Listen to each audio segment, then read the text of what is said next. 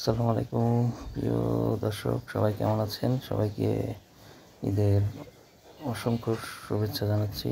আজকে আমি আপনাদেরকে একটি ব্র্যান্ড ব্লগ দেখাবো, যেখানে আমি ঈদের দ্বিতীয় দিন পদ্মা মাওয়া এক্সপ্রেসওয়ে রোড দিয়ে পদ্মা ঘাটের উদ্দেশ্যে যাই, ফেরিঘাটের উদ্দেশ্যে। তো সেখানে যাওয়ার সম্পূর্ণ এক্সপিরিয়েন্সটা আজকে আপনাদেরকে দেখাবো। আশা করি আপনাদের ভালো লাগবে। এই জার্নিটা আমি বেসিক্যালি সকাল 10টায় আমার বাসা থেকে শুরু করি।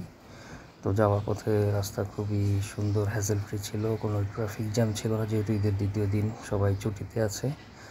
আর বেশিরভাগ মানুষই ঢাকা ছেড়ে যে যার বাড়িতে চলে গেছেন। তো রাস্তা যাওয়ার পথে খুব ভালো একটা এক্সপিরিয়েন্স হচ্ছিলো। এবং মাওয়া এক্সপ্রেসওয়ে যেহেতু বাংলাদেশের একটি অন্যতম সুন্দর একটি এক্সপ্রেসওয়ে রুট, তো এখানে যেতে যেতে ভালোই লাগে।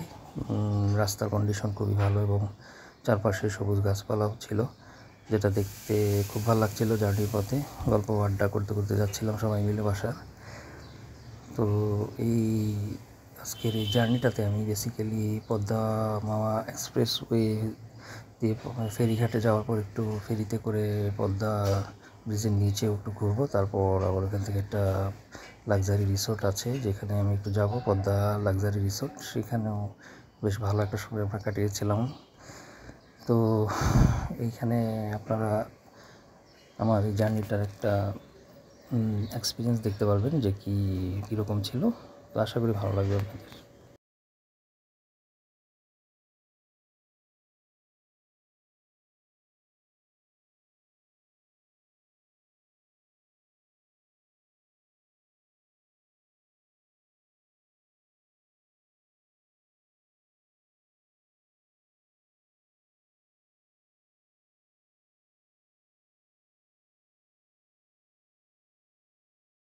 তো দর্শক, যেহেতু ঈদের কয়েকদিন আগে থেকেই ঢাকায় বেশ বৃষ্টি ছিল, এবার আশা করছিলাম যে আমি যে দিনটাতে জার্নি করি আজ সেইটাতেও বৃষ্টি একটু থাকবে, বাট ওই দিনই খুব রোদ ছিল ঢাকায়। আর আমাদের জার্নির শুরু থেকেই হালকা কিছুটা রোদ নিয়ে আমরা বেরিয়েছিলাম। বাট যত আমরা মাওয়া ঘাটের দিকে আগাচ্ছিলাম, ততই দেখছিলাম আবহাওয়াটা একটু চেঞ্জ হচ্ছে। এই রাস্তাতে যেতে যেতে যেটুকু দেখলাম, একটু মেঘলা আবহাওয়া ছিল এই সময়। তো আমাদের রাস্তার জার্নিটা আপনাদের কেমন লাগছে সেটা জানাতে পারেন কমেন্ট করে। রাস্তা কেমন লাগছে এবং রাস্তার কন্ডিশন কেমন সেটাও আপনারা কমেন্টে জানালে খুশি হবে। দেখুন, এই মুহূর্তে আমরা আসলে জার্নির মাঝপথেই ছিলাম, খুব ভালো লাগছে আর কি।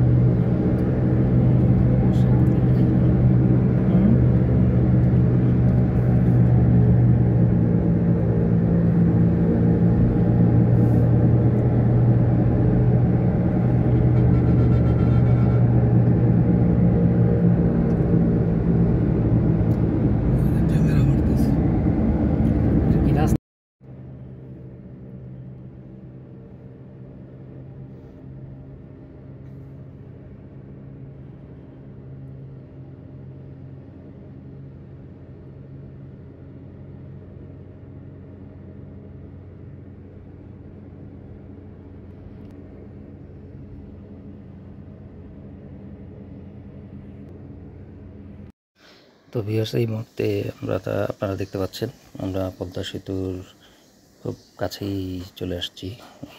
পদ্মা সেতুর স্টার্টিং পয়েন্ট এখান থেকেই।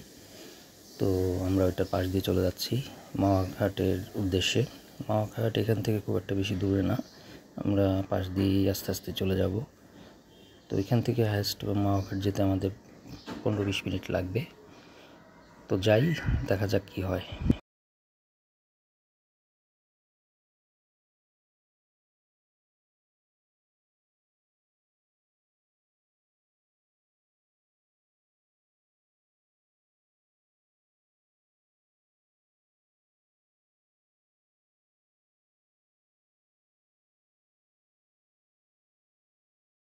ভিডিও নেই। আমরা চলে আসছি এই মুহূর্তে ইয়াতে। হ্যাঁ, টিকটক করে নাকি? না না, আলহামদুলিল্লাহ এই মুহূর্তে মাওয়া ঘাটে আছি, প্রচুর পানি। ঈদের আউটিং এ আসছি। আমি ধরেছি। কি অবস্থা সবার?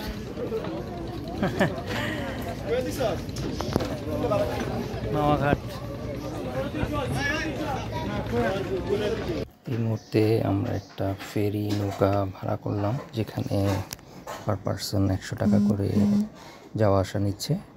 হায়েস্ট 40 মিনিটের মতো একটা জার্নি হবে, ছোট জার্নি, যেখানে আমরা ফেরিঘাট থেকে রওনা করে পদ্মা ব্রিজের নিচে ঘুরে একটু সামনের দিকটা যাব, তারপর আবার ওখান থেকে ব্যাক করে এখানে আবার এসে নেমে যাব।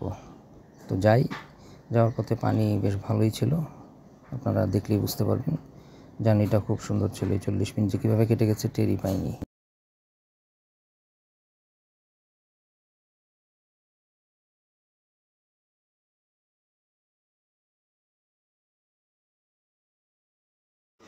দর্শক, এই মুহূর্তে আমাদের ফেরি জার্নি শুরু হয়েছে। আমরা যাচ্ছি পদ্মা ব্রিজের উদ্দেশ্যে।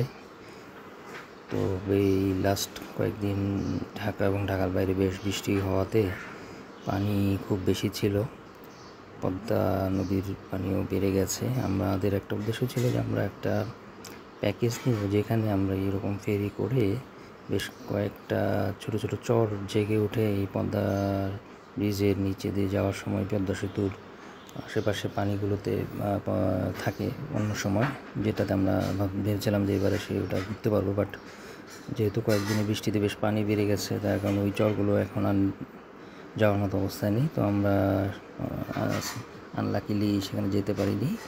তো আমরা এখন শুধু এই বোট ট্যুরটাই দিব, বোট রাইডিংটাই করে চলে আসবো। তো খুব সুন্দর লাগছে এই মুহূর্তে, পানি দেখতে দেখতে আগাচ্ছি আমরা, পদ্মা ব্রিজের নিচ দিয়ে যাব।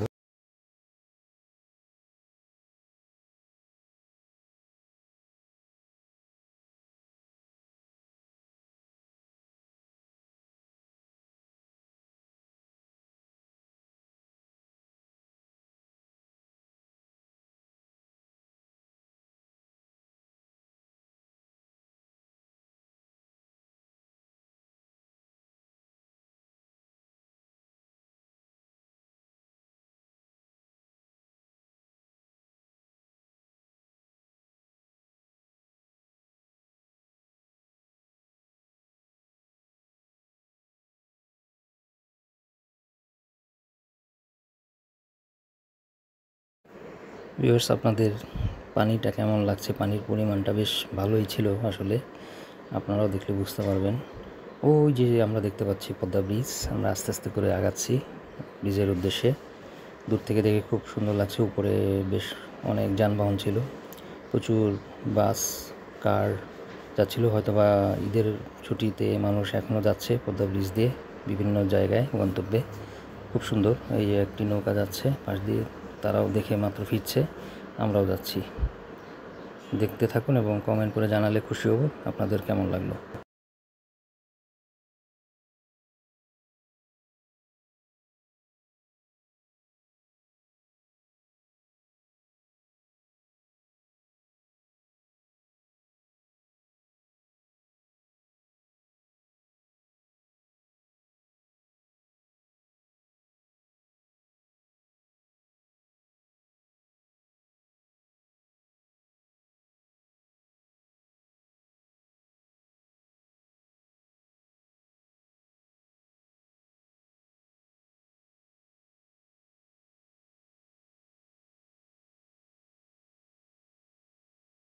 যতটুকু ভেবেছিলাম যে ঈদের পরে মানুষ এখানে কম আসবে, তো ওই তুলনায় দেখলাম মানুষ ভালোই ছিল।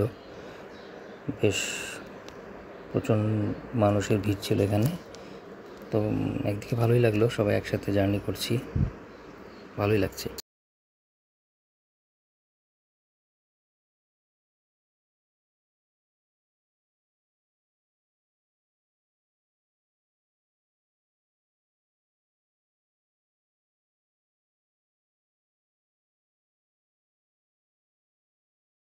আমরা অলমোস্ট পদ্মা ব্রিজের খুব কাছাকাছি চলে আসছি দেখতে দেখতে। তো আপনাদেরকেও এই ব্রিজের নিচ দিয়ে যখন যাব আপনাদেরকে দেখাবো কেমন বর্তমানের পরিবেশটা। সময় ভালোই কাটছিল। ঈদের ছুটিতে আসলে ঢাকার বাইরে একটা আউটিং সবাই করতে চায়। ঢাকার বাইরে আসার মতো পদ্মা মাওয়াঘাটটা একটা প্লেস।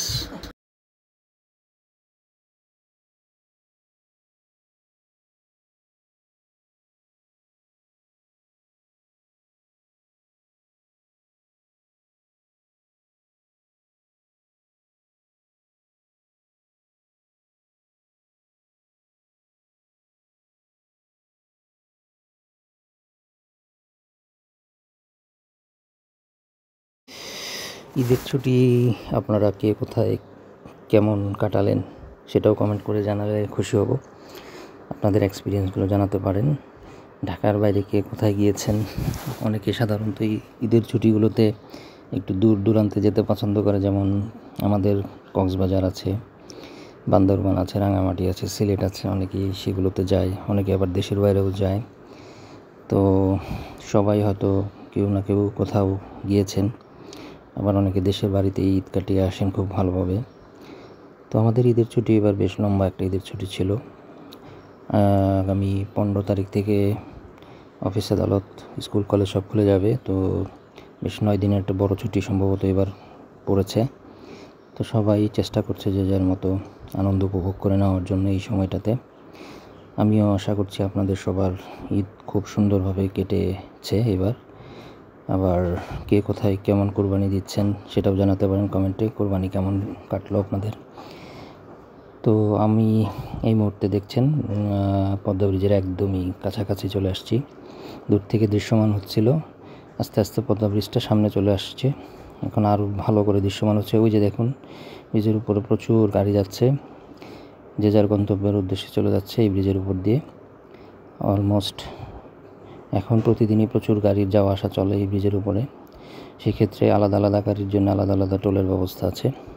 বাসের জন্য এক ধরনের টোল, কারের জন্য এক ধরনের, আবার ট্রাকের জন্য এক ধরনের। তো বেশ সুন্দর লাগছিল এই সময়টা। আমরাও যাচ্ছিলাম।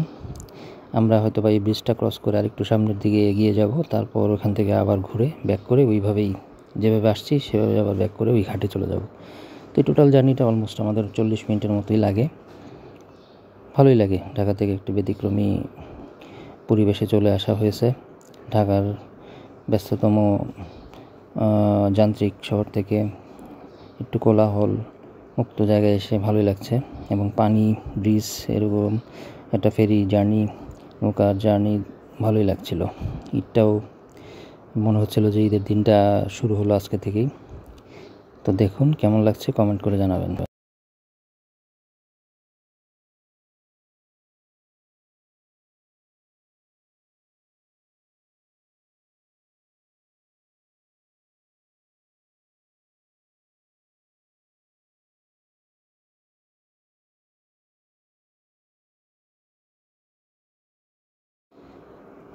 এই মুহূর্তে আমরা একদম পদ্মা ব্রিজের নিচে, ওই যে দেখছেন স্ল্যাবগুলো বেশ অনেক উঁচু উঁচু এবং বেশ গভীর। দূর থেকে দেখলে এতটা বোঝা যায় না, যখন আপনি কাছে আসবেন তখন এটার আসল সৌন্দর্য আপনার সামনে দৃশ্যমান হবে। এবং চোখের নিচ দিয়ে, যখন ব্রিজের নিচ দিয়ে যাবেন তখন চোখের মধ্যে অন্যরকম একটা আনন্দ উপভোগ লাগবে, যেটা এই মুহূর্তে আমাদের লাগছিল। আমি অবশ্য বেশ 2-3 বছর আগে একবার আসছিলাম, যখন পদ্মা ব্রিজটা কেবলমাত্র শুরু হয়েছিল তৈরি। তখন একবার দেখে গেছিলাম, তখন এসব কমপ্লিট ছিল না। এখন আবার আসলাম কমপ্লিট হওয়ার পর। তো অন্যরকম পুরো ব্যতিক্রম একটা অভিজ্ঞতা হলো, ভালোই লাগলো। আমরা খুব এনজয় করলাম, সবাই গল্প গুজব করতে করতেই যাচ্ছিলাম, এই আর কি।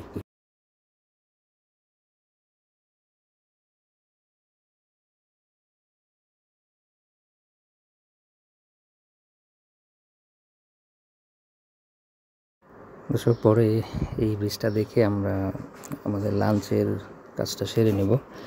লাঞ্চ আমরা ঘাটেই করব। ঘাটে বেশ কিছু হোটেল আছে দেখতে পাচ্ছিলাম আমরা, লোকাল হোটেল, যেখানে আমরা ইলিশের রেসিপি দিয়ে একটু খাওয়ার ইচ্ছা আছে। ইলিশ মাছ ভাজা প্লাস ভর্তা বিভিন্ন ধরনের পাওয়া যায় ওখানে। তো আমরা ওগুলোই করবো, লাঞ্চের আইটেম নিব। আমরা ফিরে যাচ্ছি এখন। আপনারা দেখতে থাকুন এবং একটু পরে আপনারা দেখবেন যে আমরা লাঞ্চে কী কী করলাম সেটা আপনাদেরকে দেখাবো। তো এই মুহূর্তে আমরা হোটেলে চলে আসছি। এইখানে দেখতে পাচ্ছেন আপনার ইলিশ মাছ কেটে দিচ্ছে ওরা। যে যার পছন্দ মতো আপনারা এখানে ইলিশের বুকিং দিতে পারেন, আপনার দাম অনুযায়ী একটু দামাদামি করে নেবেন। এছাড়া আলাদা ইলিশ মাছের পিসও পাওয়া যায়। সেই ক্ষেত্রে বিশেষে ইলিশের পিসগুলো 200 থেকে 250-র মধ্যে পড়বে, আপনারা একটু দামাদামি করে নেবেন। তাছাড়া বেগুন বড়া, বিভিন্ন ধরনের ভর্তার আইটেম আছে, সেগুলো দেখতে পারেন। আমি আপনাদেরকে দেখিয়ে দেবো কী কী আইটেম আমাদের থাকে, আপনাদের একটা আইডিয়া হয়ে যাবে। তো চাপ সামলাই রেস্টুরেন্ট মনে হয় সম্ভবত নামটা, ভালোই লাগলো খেয়ে।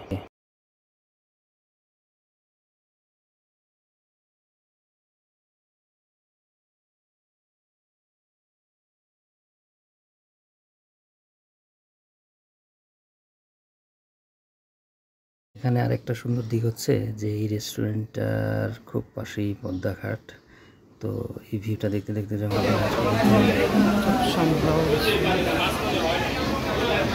এগুলো হচ্ছে খাবারের আইটেম আমরা খেলাম আজকে, মোটামুটি ভালোই ছিল, আপনারা আজকে খেতে পারবেন।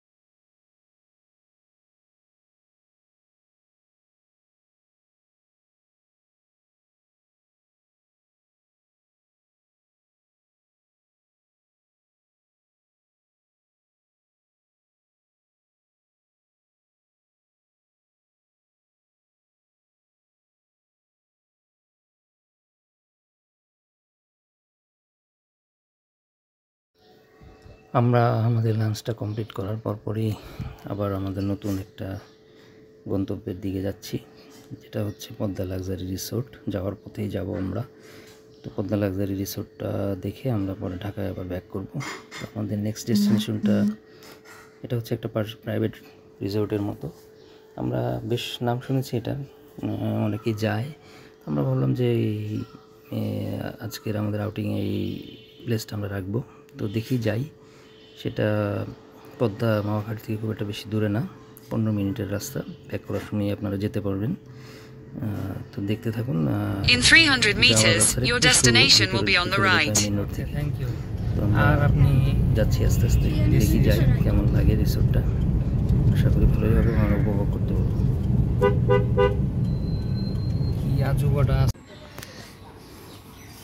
এই মুহূর্তে আছি পদ্মা লাক্সারি রিসোর্টে।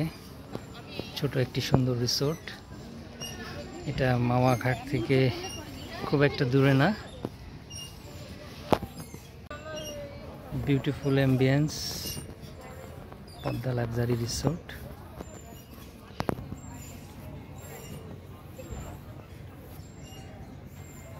চমৎকার একটা জায়গা।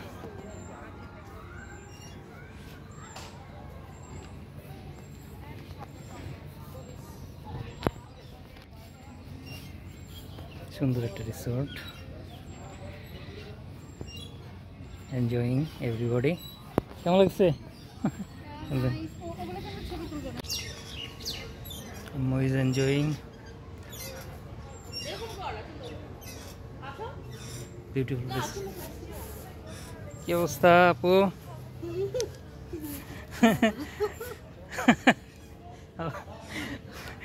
তো তোমার মনে কি চলতেছে আমি বুঝতেছি।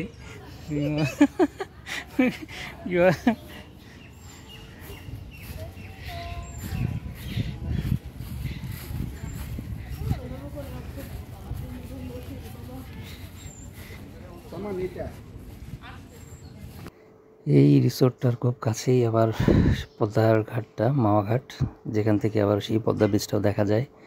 আপনারা দেখতে পারবেন, ওই যে আপনারা দেখেন পদ্মা ব্রিজটা দেখা যাচ্ছে। তো আমরা রিসোর্টের গেট থেকে বের হয়েই ঘাটে এসে একটু দেখলাম কেমন লাগলো। ভালোই লাগে আসলে।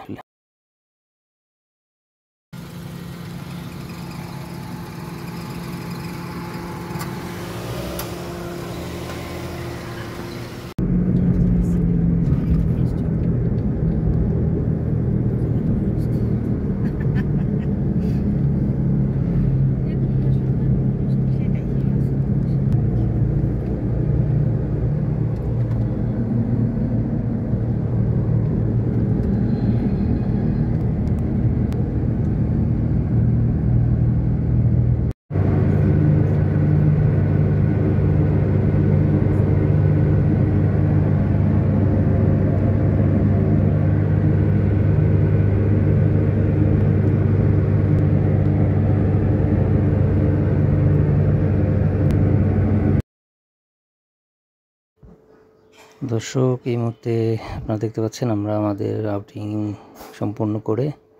সম্পূর্ণ শেষ করে এখন ঢাকায় বাসার উদ্দেশ্যে রওনা দিলাম। তো আশা করি আপনাদের পুরো ব্লগটা ভালোই লেগেছে। আপনারা জানাবেন কেমন লাগলো। আর সবার ঈদ ভালো কাটুক, আনন্দময় কাটুক, যে যেখানেই কাটান সবাই সুন্দরভাবে ঈদ কাটাবেন সেই আশা প্রত্যাশা ব্যক্ত করে আজকের মতো আমার এই ব্লগটা এখানেই শেষ করে দিব। আপনারা ভালো থাকবেন এবং ইনশাআল্লাহ পরবর্তীতে আবার নতুন কিছু ব্লগ নিয়ে আপনাদের সামনে আসব। তো আপনারা দয়া করে লাইক, সাবস্ক্রাইব এবং ফলো করে আমার এই চ্যানেলটাকে সাপোর্ট করবেন এবং পাশেই থাকবেন, এবং ভবিষ্যতে নতুন কোনো ভিডিও দিলে যাতে আপনারা সরাসরি নোটিফিকেশন পান সেই জন্য একটু বেল আইকন প্রেস করে নোটিফিকেশন থেকে সাবস্ক্রাইব করে ফেলুন। সবাই ভালো থাকবেন। ঈদ মোবারক। আসসালামু আলাইকুম।